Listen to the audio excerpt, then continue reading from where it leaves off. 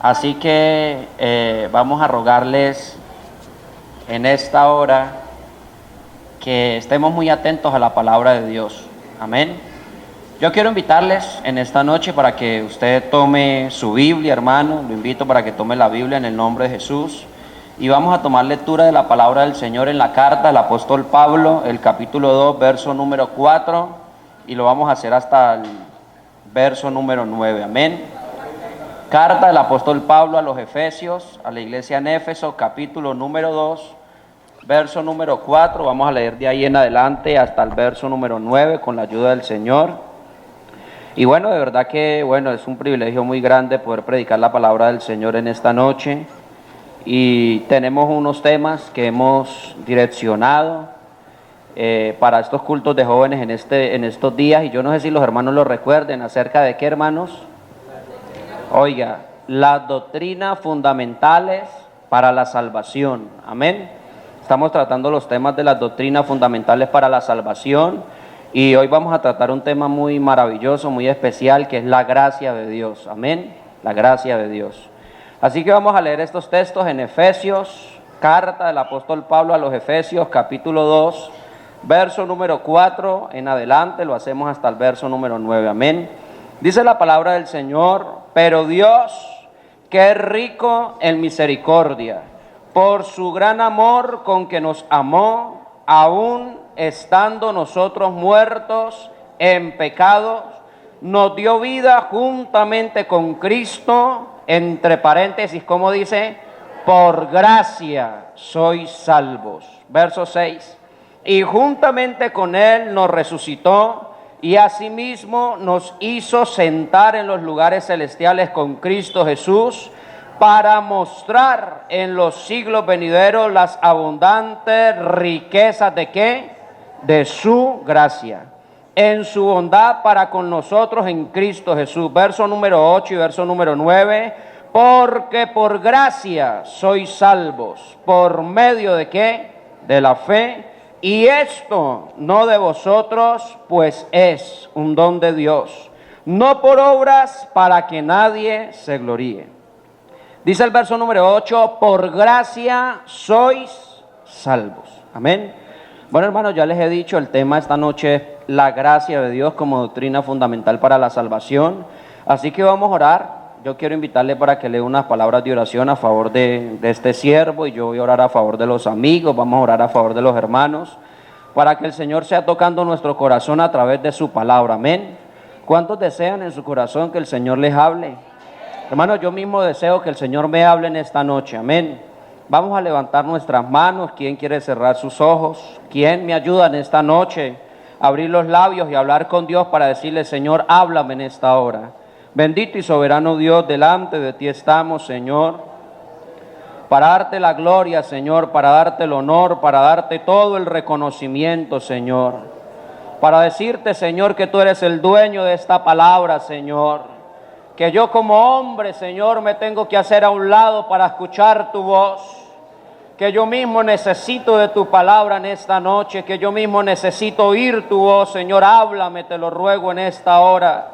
Te pido por los amigos que han venido al culto para que toques sus corazones.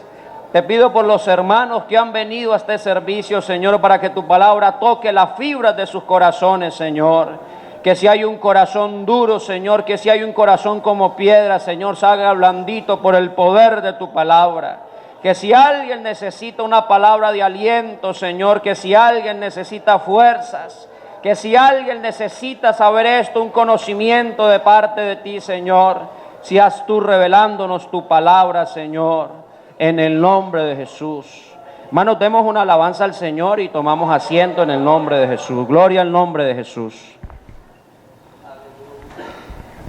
Hermanos, ¿sabe que cuando hablamos de doctrinas fundamentales para la salvación, y sobre todo cuando hablamos de estas doctrinas que ya son tan conocidas para la iglesia del Señor, hay hermanos que yo miro desde este lugar y de verdad me da tembloseadera, me da miedo, porque son hermanos que conocen la palabra de Dios, que saben de qué se trata lo que voy a predicar en esta noche. Pero yo sí quisiera hacerle una invitación muy especial a usted, hermano, que ha venido al culto, y es que no le cierre su corazón a la palabra de Dios. Porque dice la palabra del Señor que la palabra de Dios es viva y eficaz. Cuando leemos Proverbios capítulo 1, verso número 7, yo le voy a pedir al hermano Edwin que mueva ahí la mano porque traigo varios textos. ¿Sabe que Proverbios 1:7 me dice algo muy importante? 1:5 mejor, hermano Edwin. Porque muchas veces, porque ya tenemos algún conocimiento, hemos predicado o hemos escuchado muchos años acerca de estos temas, cerramos nuestro corazón y vienen los pensamientos y las opiniones. No, yo eso ya me lo sé. ¿Para qué predican de eso? Cada año predican lo mismo. No, hermano, yo sé que el Señor nos puede enseñar algo nuevo. ¿Y sabe qué dice la palabra del Señor referente a lo que estoy diciendo en este momento a manera de introducción? Verso número 5 de capítulo 1, verso 5 de Proverbios. Dice, oirá el sabio y aumentará el saber. Oiga, si alguno se cree sabio, si alguno en esta noche entiende lo que voy a predicar, si alguno en esta noche sabe de la gracia de Dios, pues le tengo una buena noticia: oirá el sabio y aumentará el saber. ¿Y qué pasará con el entendido? Y el entendido, ¿qué dice la Biblia? ¿Y el entendido qué? Adquirirá consejo.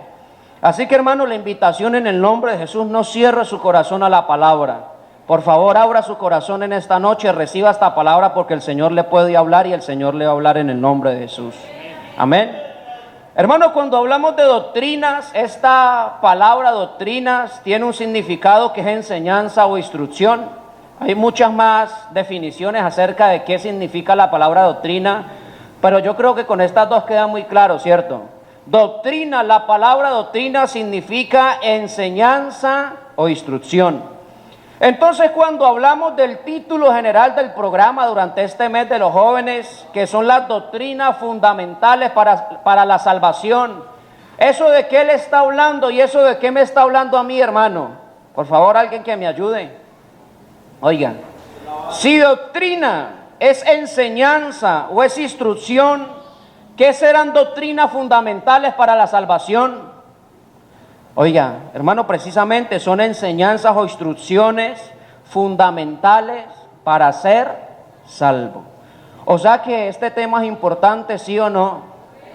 Hermano, en este momento pudiéramos hablar de muchos temas, tal vez de política, tal vez de milagros, tal vez de muchos temas bíblicos y extrabíblicos. Pero yo creo que no hay un tema más importante para la vida del hombre que la salvación. Oiga. Bueno, como 5 nomás me escucharon. Hermano, yo creo que no hay un tema más importante para la vida del Hijo de Dios, para la vida del creyente, que es la salvación, la salvación. Hermano, cuando hablamos de la salvación, esto nos compete a todos. A veces creemos que porque el tema de la salvación decimos, no, eso es para el amigo, eso es para el que viene de afuera. Hermano, pues aunque nosotros ya seamos salvos por la fe, tenemos que cuidar esta salvación tan grande que el Señor nos ha dado. Así que es bueno que prestemos atención a la palabra del Señor. Entonces, cuando hablamos de enseñanzas o instrucciones fundamentales para la salvación, esto tiene mucha importancia, amén. Recordemos que hay dos clases de doctrinas. Número 1, están las doctrinas elementales, o en este tiempo se conocen como las doctrinas complementarias. O sea, de que la Biblia habla, enseña acerca de esas cosas, pero de alguna manera no afectan nuestra salvación. Permítame, yo se lo explico de una manera más sencilla. Una doctrina elemental o una doctrina complementaria sería el matrimonio. Amén.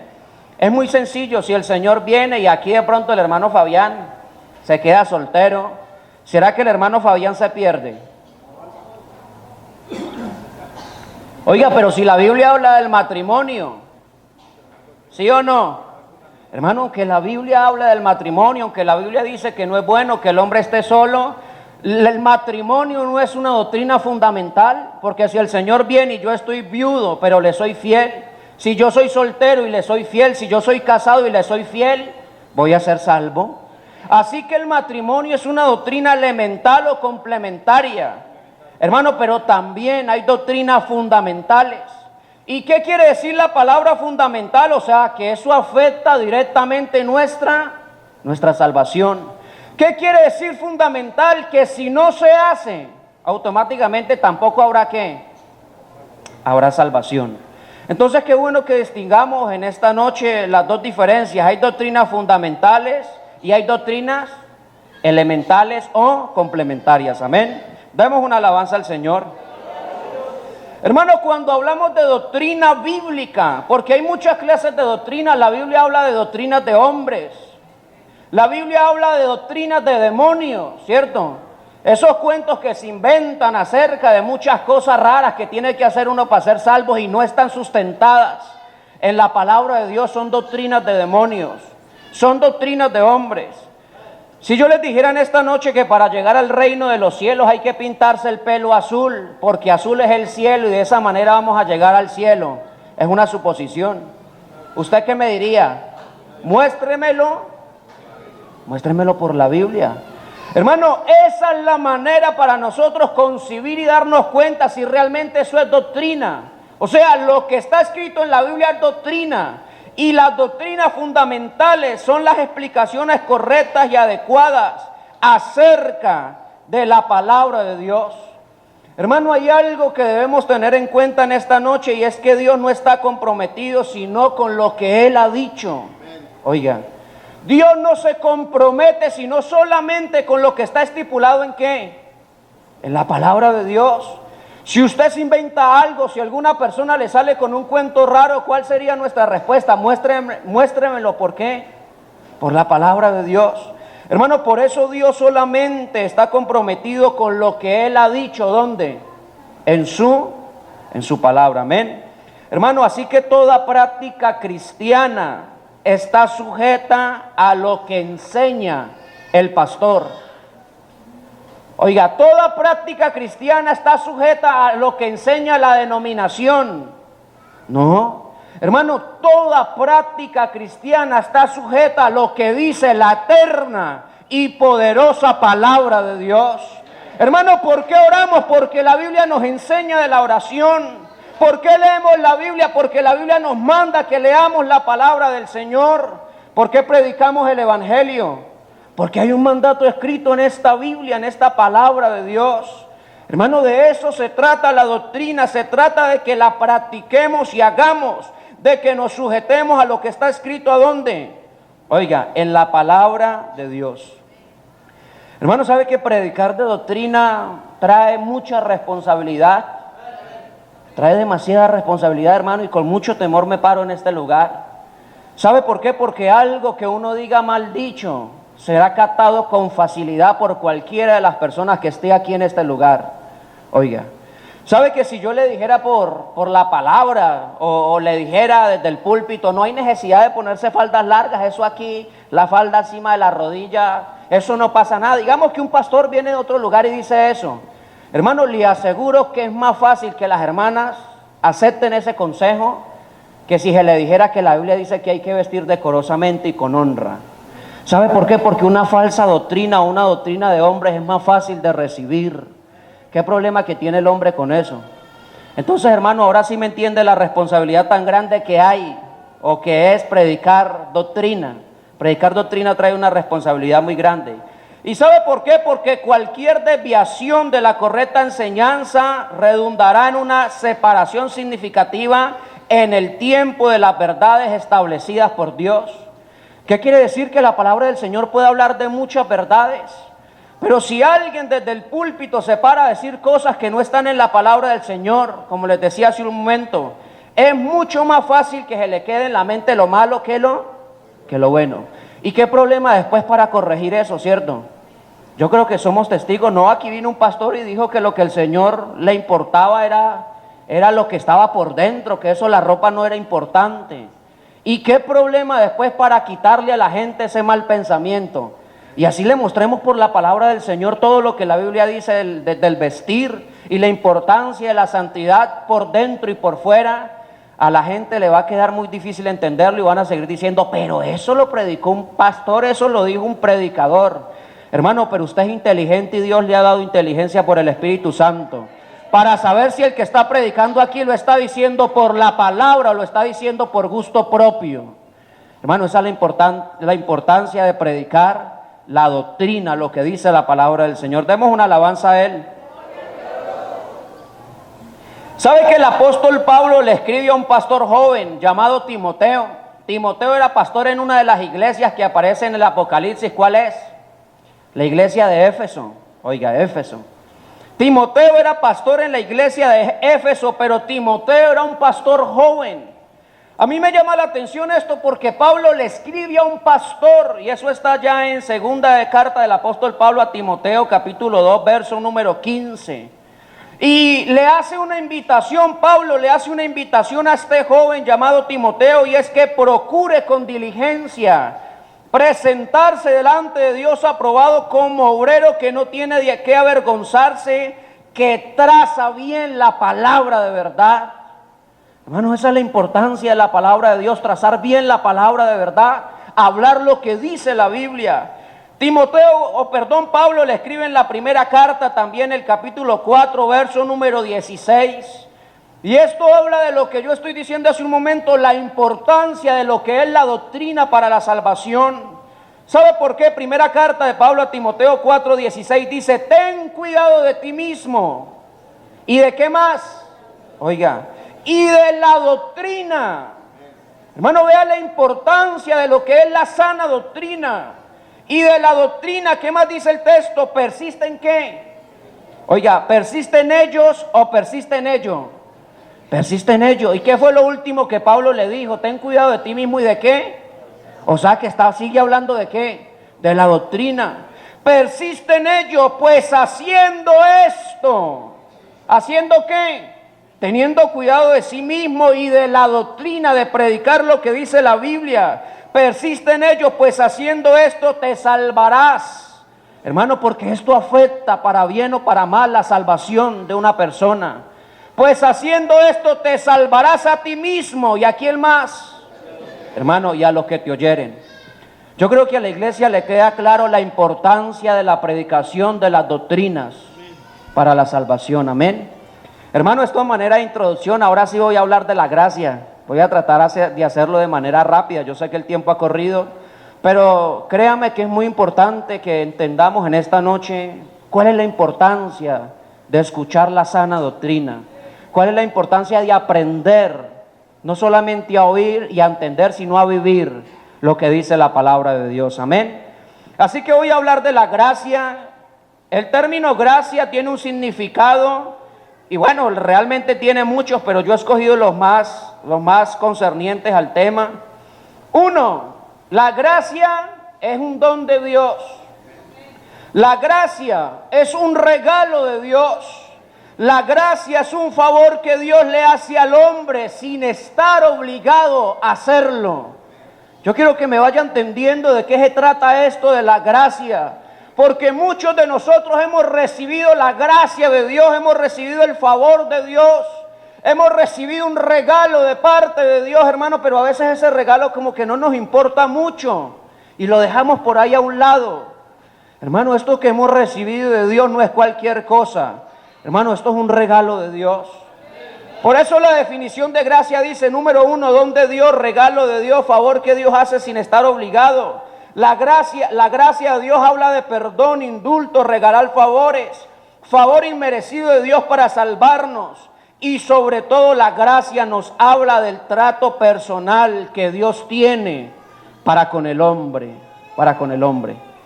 ¿Sabe que cuando hablamos de la gracia de Dios, y hay una clave muy importante para saber si algo es doctrina y no es doctrina? ¿Sabe qué es, hermano? Que está escrito en el Antiguo y que está escrito en el Nuevo Testamento. Hermano, si algo en la Biblia es doctrina, tiene que estar sustentado por la palabra de Dios de principio a fin. Porque no nos puede pasar lo que dicen por ahí, que la Biblia se dice y se contradice. No, hermano, la Biblia es clara. La Biblia lleva una línea de pensamiento directo. Hermano, lo que dice en Génesis, en Apocalipsis, lo confirma. Lo que dijeron los profetas, los apóstoles, lo toman. Hermano, lo que dijeron los profetas, el Señor Jesucristo lo cumplió. Bueno, por eso la importancia de que si algo está escrito en la palabra del Señor como doctrina, tiene que estar en el Antiguo Testamento, y lo encontramos también ¿dónde? En el Nuevo Testamento. Hermano, así que para hablar de la gracia de Dios tenemos que ir primero ¿a dónde? Allá, ¿cierto? Allá el Antiguo Testamento. ¿Sabe que la gracia de Dios se manifestó desde la creación? Dios no estaba obligado a hacer una creación, pero la hizo. Oiga, eso se llama gracia. ¿Qué dice Génesis capítulo 1, verso número 1? En el principio creó Dios los cielos y la tierra. Eso dice. O sea, Dios no estaba obligado a crear el universo, pero a Él le plació hacerlo. Él nos dio ese regalo. ¿Y qué decir de Génesis 1:26? Génesis 1:27. Y creó Dios al hombre. Oiga, a su imagen y semejanza, varón y hembra lo creó. Hermano, Dios tampoco estaba obligado a crear el hombre, pero aún así lo hizo. Así que la gracia de Dios viene ¿desde dónde? Hermano, la gracia de Dios se ha manifestado desde la creación. ¿Sabe que cuando comenzamos a ver los personajes bíblicos del Antiguo Testamento, comenzando por Adán, hermano, desde allá, desde el principio, Dios mostró su infinita gracia a favor del hombre? ¿Qué fue lo que hizo Adán? Adán fue desobediente y pecó. Pero ¿sabe qué me dice la palabra del Señor en Génesis capítulo 3, verso número 21? Que cuando el hombre pecó, Dios no maldijo al hombre. ¿Dios a quién maldijo? Oiga, maldijo a la tierra. Leámonos Génesis 3:21. Génesis capítulo 3:17, perdón, hermana. Génesis capítulo 3, verso 17. Dice la palabra del Señor: y al hombre dijo, por cuanto obedeciste a la voz de tu mujer, y comiste del árbol de que te mandé diciendo, no comerás de él, maldita será ¿qué? Oiga, maldita será la tierra por tu causa.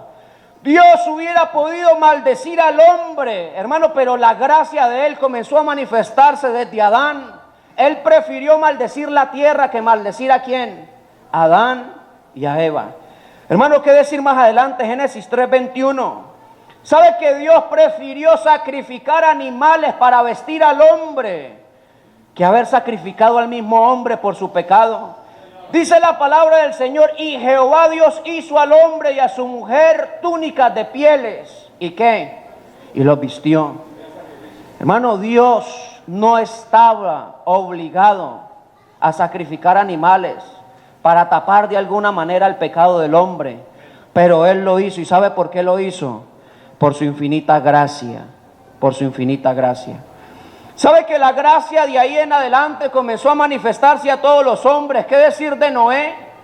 El hombre pecó, el hombre falló, vino el diluvio, pero hubo un hombre, Génesis capítulo 6, verso número 8, llamado Noé. Y dice la palabra del Señor: pero Noé halló ¿qué? Oiga, Noé halló gracia ante los ojos de Jehová. Oiga, o sea que la gracia viene desde allá, desde el Antiguo Testamento. Hermano, ¿sabe que con Abraham pasó lo mismo? Abraham no era un hombre bueno. Abraham era un hombre idólatra. Abraham era un hombre que le ayudaba a su papá. ¿Cómo era que se llamaba el papá de Abraham? ¿Cómo? ¿Alguno recuerda? ¿Alguno me puede ayudar? No lo hago por corcharlos, no me acuerdo. Oiga, ¿cómo? Oiga, Taré, lo tenía aquí en la mente, no lo quería decir para no embarrarla. Hermano, Abraham le ayudaba, o Abraham, porque todavía no se llamaba Abraham. Abraham le ayudaba a su papá Taré. ¿Y qué era lo que hacían? Oiga, hacer ídolos. Él era idólatra, era un hombre idólatra. ¿Y ustedes saben qué es la idolatría para Dios? ¿Sabe qué dice la Biblia? Como pecado, como pecado de revelación y obstinación es la idolatría. Como a ídolos es la rebelión, como a idolatría dice la palabra de Dios. Hermanos, hay una cosa, con todo y que Abraham era idólatra, dice Génesis 12:1. Dice la palabra del Señor, Génesis capítulo 12, hablando de la gracia que Dios tuvo con muchos hombres. Génesis 12:1. Pero Jehová había dicho a Abraham: vete de tu tierra y de tu parentela y de la casa de tu padre a la tierra que yo te mostraré. Hermano, Dios no estaba obligado a hacer eso, pero a Dios le plació tomar allá un idólatra de ese pueblo idólatra y hacerlo y convertirlo en el padre de la fe. Y todas las cosas buenas que hablamos de Abraham, que son ciertas, están escritas en la palabra de Dios. Pero ¿sabe qué quiero decir con esto, hermano? Sencillamente que Dios ha tenido infinita gracia desde el principio con todos los hombres. ¿Sabe qué dice Romanos capítulo 4, verso número 3? Romanos, carta del apóstol Pablo hablando de Abraham, capítulo 4, verso número 3. Dice, porque ¿qué dice la escritura? Creyó, oiga, ¿Abraham a quién? Creyó Abraham a Dios y le fue contado por justicia. Eso lo justificó, creerle a Dios, lo justificó. Hermano, así mismo para entrar al Nuevo Testamento, así mismo Isaac, Jacob, los jueces, los profetas, todos se encontraron un día con la gracia de Dios. ¿Sabe que el mismo pueblo de Israel, siendo un pueblo, Deuteronomios capítulo 7, versos 6 al 8, hermano, ¿sabe que el pueblo de Israel no tenía nada de especial? Y algunos se sorprenderán con esto. Hermano, el pueblo de Israel era uno de los pueblos más insignificantes que habían en la tierra. Y la pregunta es, bueno, pero ¿por qué Dios? ¿Qué les vio Dios? ¿Por qué los escogió? Hermano, esto se responde con una frase muy sencilla, por su gracia. ¿Sabe qué dice la Biblia hablando de Israel en Deuteronomios capítulo 7, verso número 6? El Señor les dice, porque tú eres pueblo santo para Jehová tu Dios. Jehová tu Dios te ha escogido para hacerle un pueblo especial. Vea el lugar, el estatus que Dios le da a Israel. Pero ¿sabe qué dice la Biblia? Más que todos los pueblos que están sobre la tierra. Pero ahora vamos a ver quién era ese pueblo especial, de dónde venían. Verso número 7. Oiga, no por ser vosotros más que todos los pueblos, os ha querido Jehová. ¿Sabe que todo esto, hermano, también es aplicable a la vida nuestra? A nuestra vida. Hermano, no éramos los más especiales, no éramos los más inteligentes, no éramos los más bonitos, no éramos los que mejor teníamos presentación, no hablábamos ni bien. Hermano, pero su gracia fue mayor, su gracia se nos manifestó. ¿Sabe una cosa? Allá el Señor le manifiesta su gracia al pueblo de Israel. Y dice, pues vosotros erais el más pequeño, insignificante de todos. ¿De todos qué? De todos los pueblos. Y entonces a la pregunta, Dios, ¿por qué escogió a Israel? ¿Cuál sería la respuesta? Hermano, Dios, ¿por qué escogió a Israel? Hermano, por su bendita e infinita gracia. Hermano, por eso lo escogió. Por eso escogió a Israel. Y termina diciendo el verso número 8, sino por cuanto Jehová os amó y quiso guardar el juramento, juró a vuestros padres, os ha sacado Jehová con mano poderosa y os ha rescatado de servidumbre de la mano de Faraón, del rey de Egipto. Viene otra pregunta, ¿por qué Dios rescató a Israel de Egipto? ¿Era su obligación? Hermano, no, Dios lo hizo por su gracia. Yo creo que queda claro la gracia de Dios desde el Antiguo Testamento. Hermano, la gracia de Dios se le manifestó a todos en el Antiguo Testamento, a Abraham, Isaac, Jacob, los profetas, los jueces, a Sansón. Y no solamente a los que tenían que ver con el pueblo. ¿Recuerdan la historia de uno que era leproso y era general del ejército sirio? ¿Cómo se llamaba? Oiga, Naamán. Dios le manifestó su gracia a Naamán. Dios le manifestó su gracia a una mujer que era prostituta, que vivía en Jericó. ¿Y cómo se llamaba? Oiga, se llamaba Rahab, era prostituta, vendía su propio cuerpo. Hermano, pero con todo y eso, aunque no era del pueblo, Dios le manifestó su gracia. Y Rahab vino a ser de la descendencia de Jesucristo, que es Dios manifestado en carne. Hermano, esa es la gracia de Dios con las personas desde el Antiguo Testamento. Ahora vamos a entrar la gracia de Dios, vamos a ver la gracia de Dios en el Nuevo Testamento. Y la pregunta es, ¿cómo se nos manifestó a nosotros la gracia de Dios, hermano? Evangelio de Jesucristo según San Juan, capítulo 1, verso número 14. Hermano, ¿sabe cómo se nos manifestó la gracia de Dios? Que el mismo Dios eterno, creador del cielo y de la tierra y del universo, un día tomó la decisión más gloriosa que ha podido tomar este Dios, ¿Y sabe cuál fue? Venir al mundo como hombre y se nos manifestó y nos dejó ver una vez más su gracia. ¿Sabe qué dice San Juan capítulo 1 verso número 14? Desde el verso número 1, no lo busque hermano Edwin, yo lo voy a dictar hasta llegar al 14. ¿Cómo dice San Juan 1:1? En el principio era el verbo, y el verbo era con Dios, y el verbo, oiga, el verbo era Dios. Pues sabe que este verbo que era Dios, ¿sabe qué pasó con este verbo que era Dios? Verso número 14. Y aquel verbo fue hecho carne. Oiga, ¿quién es ese verbo que era Dios? Diga el nombre, diga el nombre de este Dios tan grande y maravilloso, Jesucristo de Nazaret. Hermano, ¿alguien tiene aplausos para Él en esta hora? ¿Alguien lo puede adorar por un momento a Él, este Dios? El verbo que se manifestó en carne. ¿Sabe qué dice la palabra de Dios? Y aquel verbo fue hecho carne y habitó. ¿Y quién fue el que habitó entre nosotros? Sino Cristo, el Dios manifestado en carne, y habitó entre nosotros, y vimos su gloria, gloria del unigénito del Padre, lleno de ¿qué? Dígalo fuerte, lleno de ¿qué? Oiga, lleno de gracia y de verdad. ¿Sabe qué dice el verso 15 y el verso 16? Dice, y Juan dio testimonio de él y clamó diciendo, este de quien yo decía, el que viene después de mí, que es antes de mí. Oiga, ¿cómo es posible que Juan dé este testimonio que Jesús es antes de él? Si Jesús nació, ¿cuántos meses después de Juan? Como 6 meses, ¿cierto? Si no me equivoco, como 6 meses, porque la madre de Juan tenía 3 meses de embarazo cuando se encontró con el Señor, o bueno, nació unos meses antes para no enredarnos. Hermano, ¿sabe una cosa?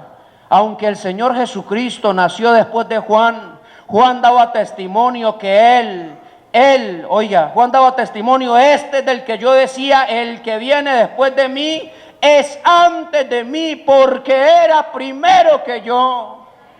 ¿Qué estaba queriendo decir Juan? Que él era el Dios del principio.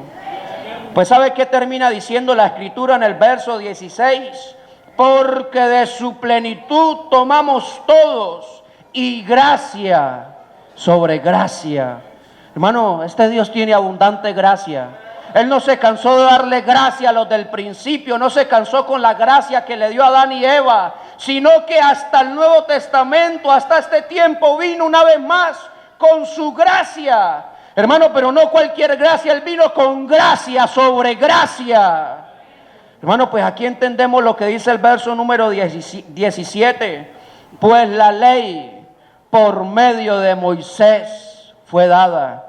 Pero sabe una cosa, pero la gracia y la verdad vinieron por medio de Jesucristo, que es nuestro Dios eterno, que es el único Dios verdadero. Hermano, la ley fue dada por Moisés, pero la gracia vino por medio de Jesucristo. Hermano, ¿sabe una cosa? Por eso somos salvos. Romanos capítulo 11, verso número 5 y verso número 6. Hermano, por eso somos salvos por gracia.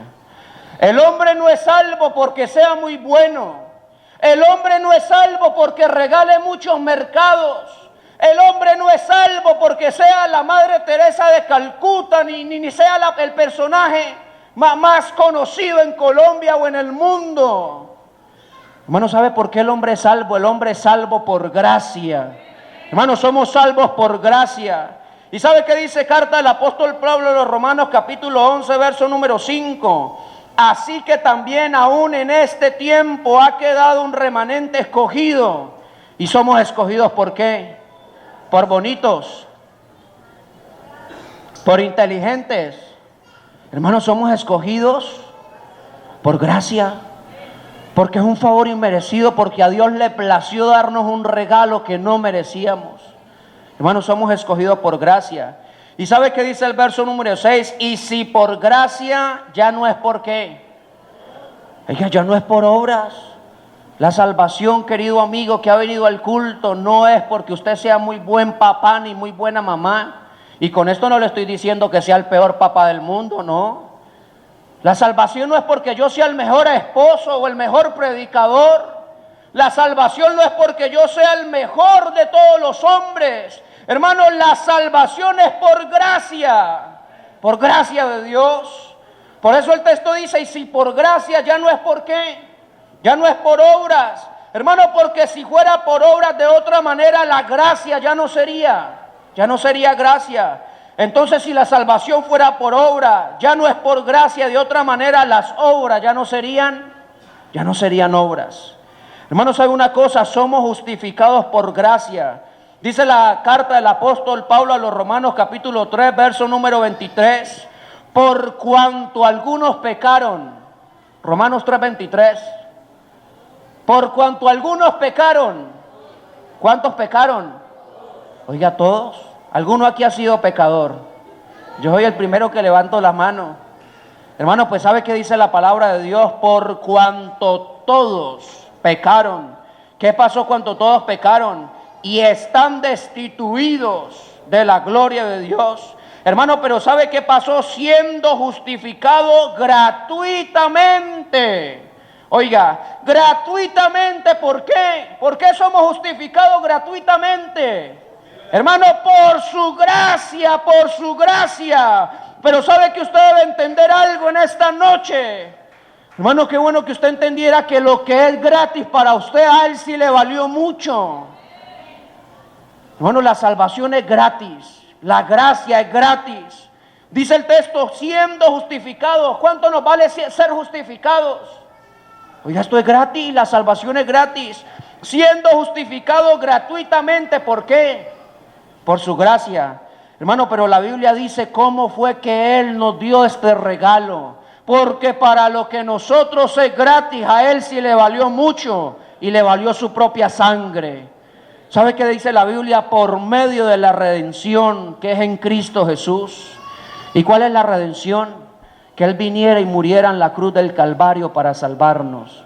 Hermano, esa muerte, dice un coro que su muerte me dio vida. Y que su sangre a mí me lava. Y que su nombre a mí me perdona. Hermano, esa es la gracia de Dios, es un regalo de parte de Dios. Tito, carta del apóstol Pablo a Tito, capítulo 2, verso número 11. Hablando la palabra del Señor, la gracia es el regalo de Dios. Hermano, la gracia es un regalo de Dios, ¿sí o no? La gracia es un regalo de Dios. Efesios capítulo 2, no lo busque hermano Edwin, Efesios 2:8, ¿cómo era que decía? Por gracia sois salvos, ¿cierto? Pues ¿sabe qué dice Pablo a Tito, capítulo 2, verso número 11? Dice, porque la gracia de Dios se ha manifestado para salvación a los ricos. Oiga, hermano, a veces nos volvemos selectivos con el tema de la salvación. ¿Sabe qué me enseña este texto a mí? Solamente este texto, ¿sabe qué me enseña? Me enseña que la gracia es para salvación. Oiga, ¿y sabe qué me enseña? Que la gracia es para salvación, pero no para un grupo selectivo. Que la gracia es para salvación, ¿a quién? Para todos los hombres. Amigo que ha venido al culto, la gracia de Dios también es para usted. Pero sabe que Dios pone solamente una condición. Dice la Biblia, porque la gracia de Dios se ha manifestado. Y la pregunta es, ¿cuándo se manifestó la gracia de Dios? Lo leíamos en San Juan 1:14, y aquel verbo fue hecho carne y vimos su gloria. Oiga, porque la ley por medio de Moisés fue dada, pero la gracia vino ¿por quién? Por medio de Jesucristo. Así que de esa manera Dios manifestó su gracia. Pues ¿sabe qué dice el texto? Porque la gracia de Dios se ha manifestado. ¿Para qué se ha manifestado la gracia de Dios? Para salvación. Y la pregunta es, ¿a quién? A todos los hombres. Hermanos, ¿saben qué consiste la gracia? Consiste en dos cosas. La primera, que Dios le dio promesas a todos los hombres, o que Dios le dio promesas a los hombres. Pero la segunda es que Dios encontró quien creyera sus promesas. Recuerdan el texto: y creyó Abraham a Dios y le fue contado. ¿Por qué? Por justicia. Así que Dios ya ha hecho el trabajo. Dios ya nos dio su gracia, ya se manifestó, ya nos dio un regalo. Pero la pregunta es en esta noche: si yo le quiero regalar este pañuelo al hermano Daniel, ¿él qué tiene que hacer? ¿Él qué tiene que hacer? Hermano Daniel, le regalo el pañuelo. ¿Él qué tiene que hacer? Bueno, él no lo quiere recibir. Hermano, de eso se trata la gracia de Dios. Se trata de que Dios dio promesas, pero que Dios también necesita que el hombre crea esas promesas. Hermano, ¿sabe una cosa? Por eso Tito capítulo 12 dice el texto: porque la gracia de Dios se ha manifestado para salvación a todos los hombres. Pero la gracia de Dios es tan grande que nos educa a nosotros. Oiga, la gracia de Dios nos enseña. ¿Y sabe por qué? Enseñándonos que renunciando a qué. Dígalo, ¿renunciando a quién? ¿Y quién tiene que renunciar a la impiedad? Dios. Oiga, Dios manifestó su gracia a todos los hombres. La pregunta es: ¿qué tenemos que hacer nosotros los hombres? Hermano, tenemos que creer a lo que dice la palabra de Dios. Pues ¿sabe qué tiene que hacer un hombre? Enseñándonos que renunciando ¿a qué? A la impiedad y a los deseos mundanos, vivamos en este siglo sobria, justa. ¿Y de qué manera? Oiga, y piadosamente. Hermano, ¿sabe que la gracia de Dios no solamente nos educa, sino que la gracia de Dios también nos da fuerzas para guardar nuestra esperanza? Hermano, ¿y sabe cuál es nuestra esperanza? Que un día nos veremos con Él, que un día lo encontraremos a Él cara a cara y le veremos. Bueno, pues sabe que la gracia de Dios también nos da fuerzas para seguir adelante, porque la Biblia dice: aguardando la esperanza bienaventurada y la manifestación gloriosa. ¿Y sabe qué hace más la gracia? La gracia nos enseña quién es nuestro Dios. Hermano, si alguien quiere conocer a Dios, hermano, lo conoce por todo lo que Él ha hecho a favor del hombre y a favor de nuestra propia vida. Aguardando la esperanza bienaventurada y la manifestación gloriosa ¿de quién? Oiga, ¿de quién? Oiga, de nuestro gran Dios y Salvador Jesucristo. Hermano, Él es nuestro gran Dios y Salvador Jesucristo. Hermano, por eso la carta del apóstol Pablo, capítulo 5, verso número 1, nos enseña que somos justificados por gracia, pero también que tenemos entrada a la gracia por medio de la fe. Yo no sé si alguno que vino hace 8 días recuerda el tema de hace 8 días, ¿cómo fue? Oiga, predicamos acerca de la fe. Hermano, ¿sabe que la fe es la base fundamental de todas las doctrinas bíblicas? ¿Por qué? Porque Dios ha manifestado su gracia, pero ¿sabe cuál es el problema? Que el hombre no ha querido recibir esa gracia. Y la pregunta es: ¿cómo recibimos la gracia de Dios? ¿Por medio de qué?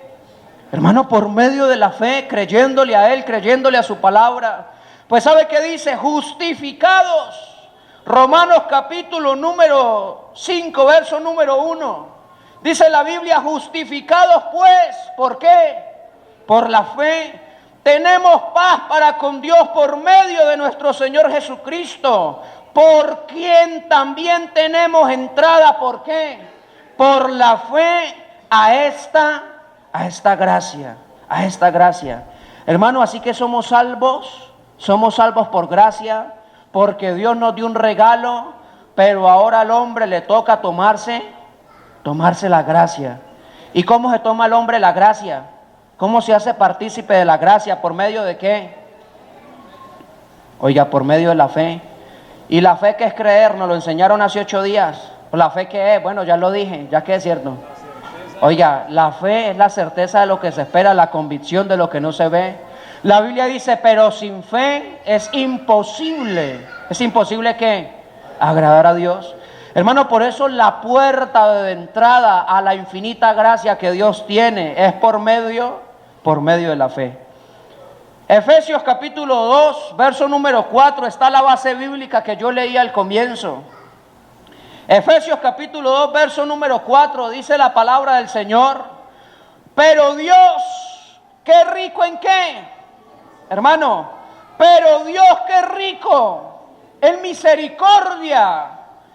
Hermano, y es bueno que entendamos esto porque hay gente que confunde la misericordia de Dios con la gracia. Permítame, se lo explico, hermano. Hay una diferencia entre la misericordia, ¿con qué? Con la gracia. Hermano, ¿sabe qué es la misericordia? O cómo hacemos diferencias, entre la misericordia y la gracia. ¿Sabe qué es misericordia? Que Dios no nos dio lo que nosotros merecíamos. Hermano, ahí se manifiesta la misericordia de Dios. ¿Sabe cómo se manifiesta la misericordia de Dios? Que Dios no nos dio a nosotros lo que nosotros merecíamos. Y la pregunta es, ¿qué era lo que nosotros merecíamos? Dice el texto, porque la paga del pecado es la muerte. O sea que ahí se manifiesta la misericordia de Dios. Hermano, pero ¿sabe dónde se manifiesta la gracia de este Dios? Porque la paga del pecado es la muerte, mas la dádiva, el regalo de Dios, el favor inmerecido de Dios es vida eterna en Cristo Jesús. Permítame, se lo explico mucho más fácil. El hermano Daniel me debe una platica. Oiga, sí, usted como que me debe. No, estamos a mano, no se asuste. Es un ejemplo. Oiga, le debo la lechona. Hermano, vea, el ejemplo es muy claro. El hermano Daniel me debe un dinero. Bueno, yo que le debo a él, yo le debo al hermano Daniel una lechona. Digamos que el hermano Daniel me va a perdonar la deuda. ¿Eso cómo se llama? Eso se llama, es un ejemplo, ¿no? Bueno, pues si lo quiere hacer también, gloria a Dios. Hermano, que el hermano Daniel me perdone la deuda de los 7,000 de la lechona que me comí a mediodía, para que le quede claro cuál es la deuda. Hermano, eso se llama misericordia. Pero hasta ahí Daniel no está obligado a hacer más de eso. Ya me perdonó la deuda. Pero sabe que aparte de que me perdona la deuda, el hermano Daniel saca otros 7,000 para que me compre otro plato de lechona. Yo no sé si usted me está entendiendo con este ejemplo. Hermano, una cosa es que Dios nos haya perdonado porque la paga del pecado es muerte. El ser humano merecía la muerte por su pecado. Merecíamos estar 3 metros bajo tierra. No merecíamos, estábamos constituidos enemigos de Dios. Hermano, pero la misericordia de Dios, ¿sabe qué hizo? Hasta ese momento la misericordia de Dios nos permitió acercarnos a Él. Pero Él no solamente nos dio de su misericordia, sino que también nos dio de su gracia. Podríamos decir que no solamente nos perdonó la vida, sino que también nos dio salvación y vida eterna en Cristo Jesús. Hermano, una cosa es que Dios nos hubiera perdonado la vida, y otra cosa, mucho más, digámoslo así, ñapa. Hermano, la gracia fue ñapa. Mucho más allá que nos hubiera salvado. Hermano, con esto quiero terminar porque es muy importante. Usted ha escuchado de las dispensaciones, ¿cierto? ¿Sabe que los tiempos a través de la Biblia están divididos? El tiempo desde la creación hasta este tiempo y hasta lo que viene después de la venida del Señor, hasta el reinado milenial está dividido en algo que se llaman dispensaciones. Y nosotros estamos inmersos en una dispensación. ¿Cómo se llama nuestra dispensación?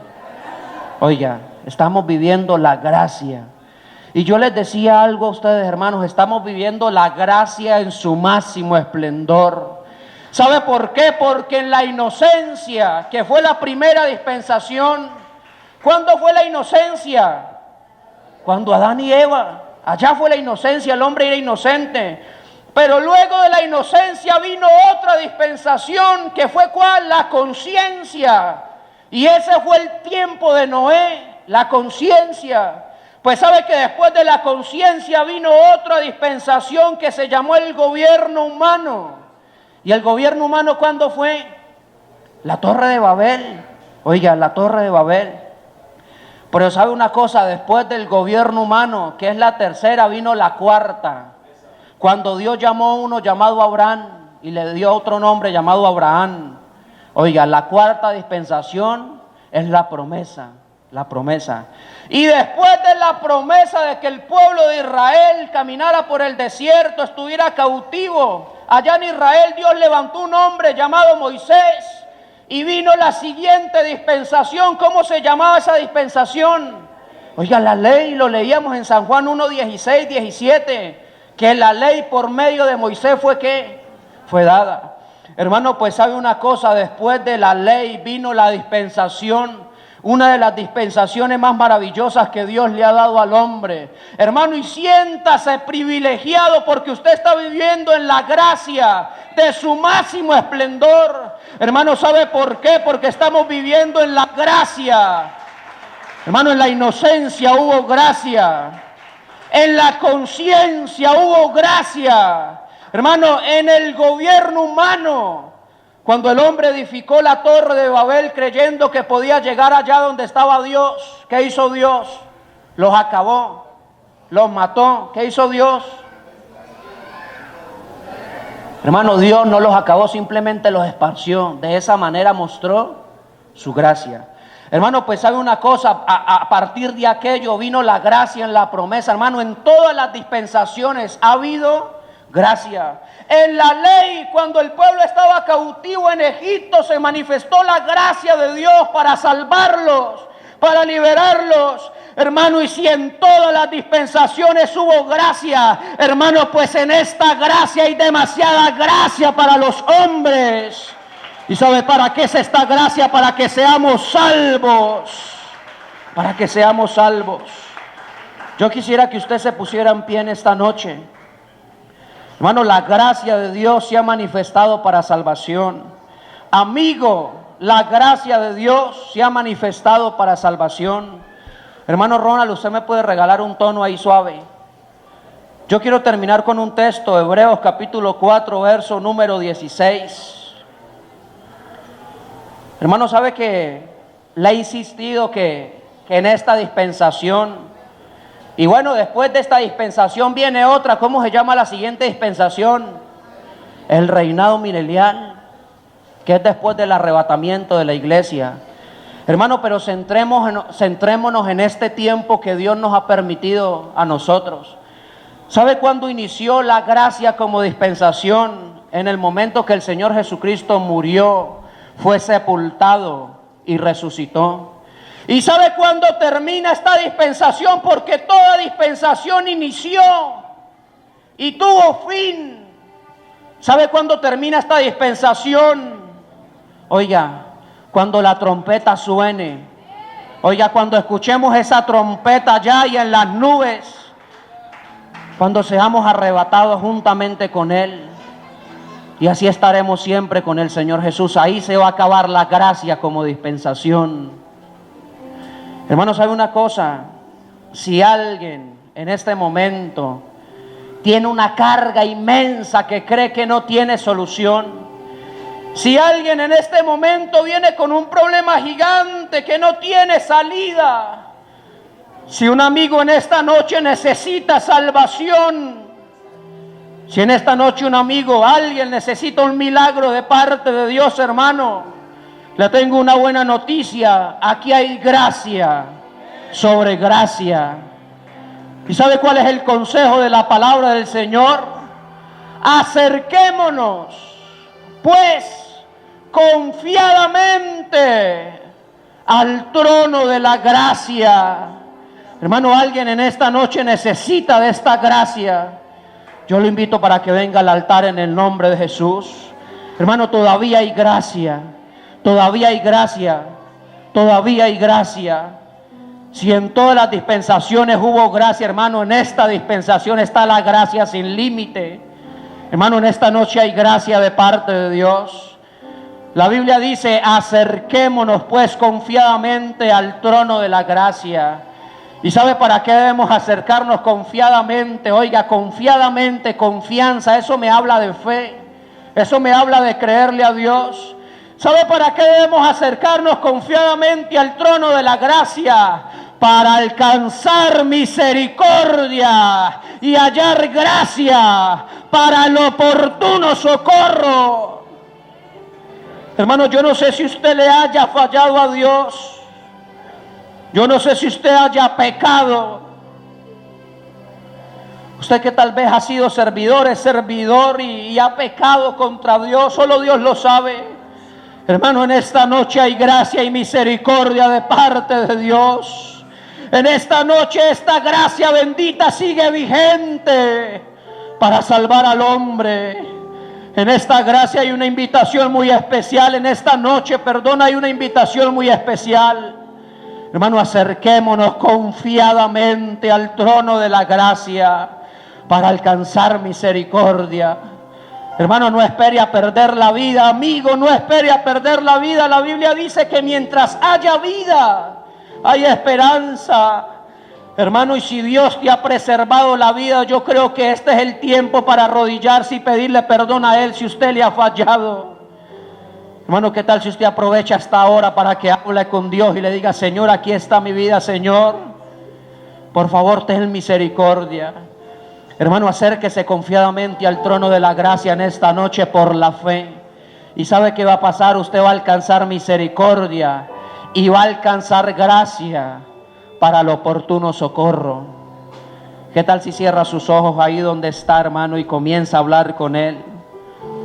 ¿Qué tal si en esta hora ahí arrodillado donde está, aquí en el altar, allá en su silla, usted se confiesa delante de Dios y le dice: Señor, yo he fallado, yo te he fallado a ti, Señor, pero tu palabra me dice que aún hay gracia sobre gracia en esta hora. Tu palabra me dice que la gracia de Dios se ha manifestado para salvación a todos los hombres. Tu palabra me dice que me acerque confiadamente al trono de la gracia para hallar oportuno socorro. Y en esta hora reconozco, Señor, que te he fallado como hombre. En esta hora, Señor, aquí conmigo hay muchos hermanos, Señor, que reconocen que tal vez han pecado, Señor. Tu palabra me dice que mientras haya vida, hay esperanza. Y muchos de nosotros corremos hoy, Señor, con tu misericordia y podemos respirar. Y tenemos vida en este momento aún para arrepentirnos de nuestro pecado. Y sabemos, Señor, que el trono de la gracia está abierto para escuchar nuestro clamor en esta hora.